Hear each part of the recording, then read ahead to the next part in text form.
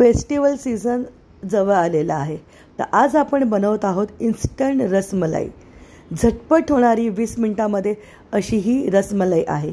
यासाठी आपण कुठल्याच प्रकारचा पाक न बनवता इन्स्टंट अशी रसमलाई बनवणार आहोत। तर चला सुरुवात करूया। इथे एक मध्यम आकाराचा लिंबू घेतलेला आहे। इथे आपल्याला लिंबाचा फक्त रस गाळून घ्यायचा आहे। तुम्ही या ठिकाणी कुठलीही आंबट वस्तू वापरू शकतात।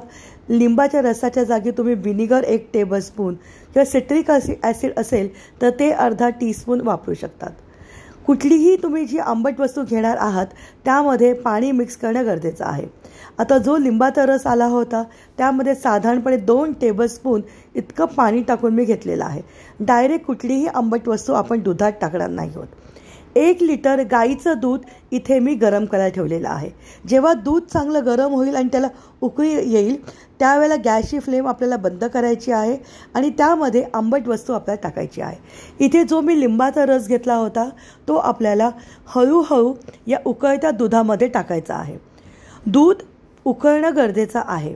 दूध उकळल्यानंतर हवं असेल तर गॅसची फ्लेम ही मंद आचेवर ठेवा किंवा गॅस बंद केलात तरीसुद्धा चालेल। हा जो लिंबाचा रस आहे तो सगळा एकत्र टाकायचा नाही आहे। आधी सुरुवातीला आपण थोडं टाकून घेऊया, वाट बघूया की दूध फाटतं का। समजा 1-2 चमचे टाकल्यानंतर दूध लगेच फाटलं तर उरलेला लिंबाचा रस नका टाकू। पण जसं तुम्ही व्हिडिओमध्ये बघतायत मी जो लिंबाचा रस आणि पाणी एकत्र केलं होतं ते पूर्ण यामध्ये हळूहळू टाकलेलं आहे।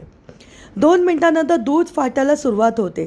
दुधामधलं जे फॅट असतं ते सगळं एकत्र तयार होतं। त्याला नॉर्मली आपण पनीर किंवा छेना असं म्हणतं आणि दुधातलं जे प्रोटीन आहे ते वेगळं होतं। म्हणजे दुधातलं असं एक हलकंसं हिरव्या रंगाचं पाणी हे वेगळं होतं। व्हिडिओ असल्यामुळे तुम्हाला ते साधारण पांढरं दिसतंय पण हलकंसं ग्रीनिश रंगाचं पाणी हे वेगळं होतं। त्याला वे प्रोटीन असं सुद्धा म्हटलं जातं। आता हे जे फॅट आहे हे एका चाळणीवरती कॉटनचं नॅपकिन टाकायचं आहे आणि यातलं सगळं पाणी आपल्याला गाळून घ्यायचं आहे। वरती फक्त पनीर आपण ठेवणार आहोत। आता याला बनताना आपण आंबट वस्तू लावली होती त्याच्यामुळे तयार झालेलं छेना किंवा पनीर हा आंबटसर असतो।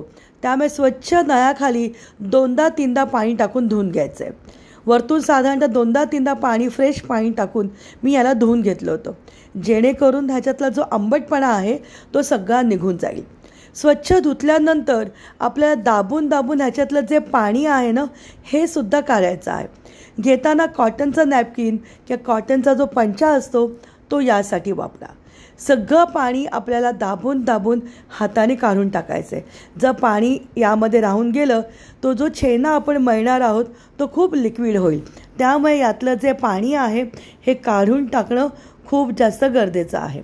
आता बाजूला इथे परत 1 लिटर मी दूध घेतले।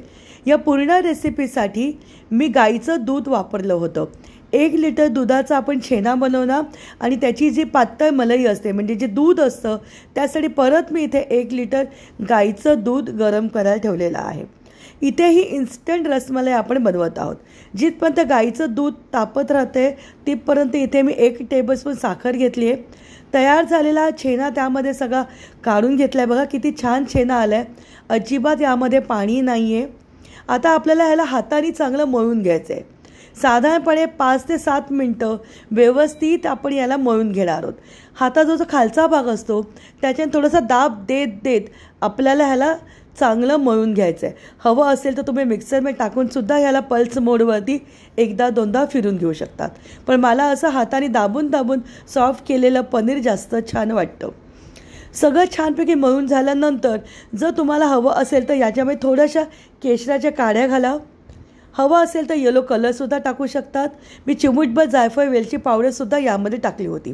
आता दूध इथे उकळून झाले। यामध्ये मी 8 टेबलस्पून इतकी साखर घातलेली आहे। जर तुम्हाला जास्त गोड आवडत असेल तर तुम्ही साखरेचं प्रमाण तुमच्या आवडीप्रमाणे कमी जास्त करू शकतात। साखर घातल्यानंतर गॅसची फ्लेम मंद आचेवर ठेवलेली आहे आणि दूध बाजूला असंच मी उकळत ठेवलेलं आहे। आता हे छानपैकी मळून झाल्यानंतर मध्यम आकाराचे जसे तुम्ही व्हिडिओमध्ये बघतात त्याचे गोळे करून घेतले। ज्या पद्धतीने रसमलाई करण्यासाठी असे जे पनीरचे गोळे केले जातात तसे मी करून घेतले। खूप जास्त लहान नको आहेत किंवा खूप जास्त मोठे नको आहेत। माझे या आकाराचे मध्यम आकाराचे 13 असे रसमलाईचे पीसेस तयार झाले होते. आता साखर दुधामध्ये वितळलेली आहे. यावेळेला गॅसची फ्लेम मंद होती जेव्हा मी हे सगळे पीसेस दुधामध्ये सोडले होते. पटापट हे सगळे पीसेस आपल्या दुधामध्ये सोडायचे आहेत आणि गॅसची फ्लेम ही फास्ट करायची आहे. आपण याला 10 मिनटं फास्ट गॅसवरती उकळणार आहोत आणि 10 मिनटं मंद आचेवरती उकळणार आहोत.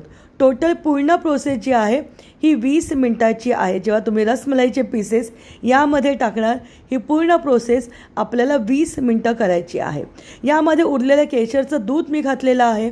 1 टीस्पून जायफळ वेलची पावडर टाकलेली आहे आणि फास्ट गॅसवरती 10 मिनटं. समजा तुम्हाला असं वाटलं की दूध बाहेर उतू जाते तर त्यामध्ये चमचा घाला, म्हणजे दूध हे बाहेर सांडणार नाही. मंद आचेवरती 10 मिनटंसुद्धा ठेवायची आहे. अप्रतिम चवीची आणि झटपट इन्स्टंट अशी ही रसमलाई तयार होते. आता गुढीपाडवा येतोय, रामनवमी येते, हनुमान जयंती येते, त्यावेळी तुम्ही ही रेसिपी ट्राय करू शकतात. झटपट होणारी आणि खायला अप्रतिम अशी ही रसमलाई आहे. थोडेसे ड्रायफ्रूट टाकलेले आहेत पण ते ऑप्शनल आहेत. ड्रायफ्रूट आधी मी थोडेसे भाजून घेतले होते, मग त्याला चॉप केलं होतं आणि सगळ्यात शेवटला जेव्हा 10 मिनटं मंद आचेवर ठेवलं होतं त्यावेळी मी ड्रायफ्रूट यामध्ये टाकले होते. इन्स्टंट रसमलाई आहे, झटपट होते.